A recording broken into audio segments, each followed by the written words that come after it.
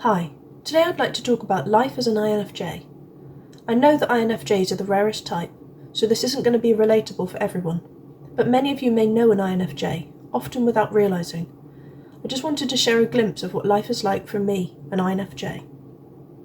INFJs can easily adapt ourselves to fit in with the environment around us, hence we can be called social chameleons. This means that in a social circle where everyone else is confident and loud, we may also act more confidently and loud in order to fit in. Our FE picks up on cues from the people around us, which helps us determine what is expected of us and how we should act. This doesn't mean that we are fake, rather that we are able to tell what part of our personality best fits a certain situation. So my FE helps me to identify when someone would be interested in having a deep conversation. Then I can allow my dominant NI to be used a lot in the conversation. Just like I can identify when the situation requires something more light-hearted and fun, and I can pull more on my inferior SE to become more fun-loving and carefree. Or I can have a philosophical discussion about the state of the world, and my TI will take a more dominant role in that conversation. And when I can identify that someone needs support or help, my FE takes a dominant role in order to ensure that I meet that person's needs, and my own needs take a back seat. All of these different expressions of my own character are still me. I'm just able to adapt which part of me I want to use, based on what the situation requires. If you don't know an INFJ that well, then you may only see the more light-hearted side of them, because the deeper sides tend to only be shown to the people that we trust. So you may be talking to an INFJ without realising, because they seem fun and extroverted almost, and they are in that moment. But they may go back home that evening, put their headphones on and pick up a book to drown out the world and exercise their NI.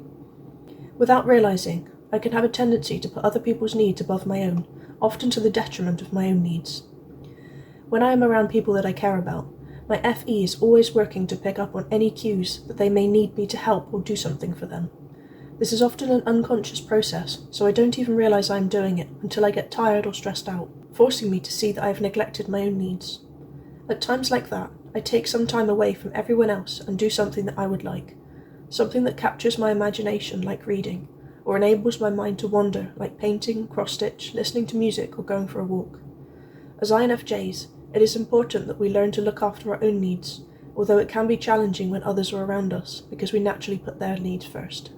It is important to make sure that the people around you, who live with you or you spend lots of time with, are aware that sometimes you need to be alone, yes, so you can recharge, but also so you don't have to battle inside your head, wanting to look after yourself, but feeling guilty that you aren't doing something for someone else instead. INFJs are very future-focused.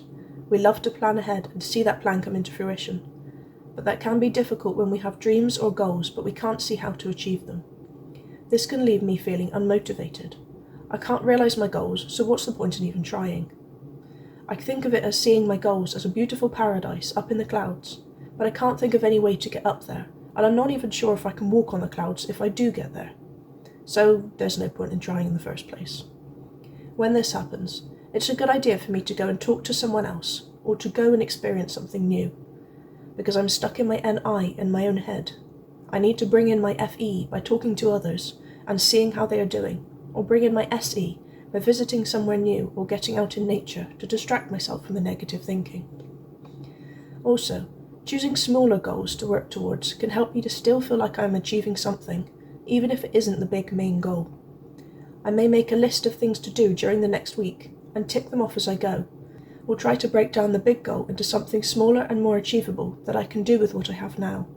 So, for example, I've always wanted to be a singer, but I don't want to go on X Factor or The Voice or anything like that, and it doesn't seem realistic to think that I'll ever earn enough money to do it as a job because there are so many people out there who also want to be singers. But instead of giving up, I switched to thinking of things I can do now. Do I enjoy singing by myself? Or doing karaoke nights work? Maybe recording covers on YouTube? Or I can try singing to friends and family. There are nearly always smaller goals you can work towards that may not lead directly to the big goal, but they still make you feel like you're heading in the right direction. I can't speak for all the other INFJs, but I'm most definitely clumsy because of my inferior SE. I'm often too caught up in my own head that I forget to pay attention to the environment around me, and I walk into things or completely forget what someone else has said to me. I have to consciously remind myself sometimes to pay attention to what I'm doing.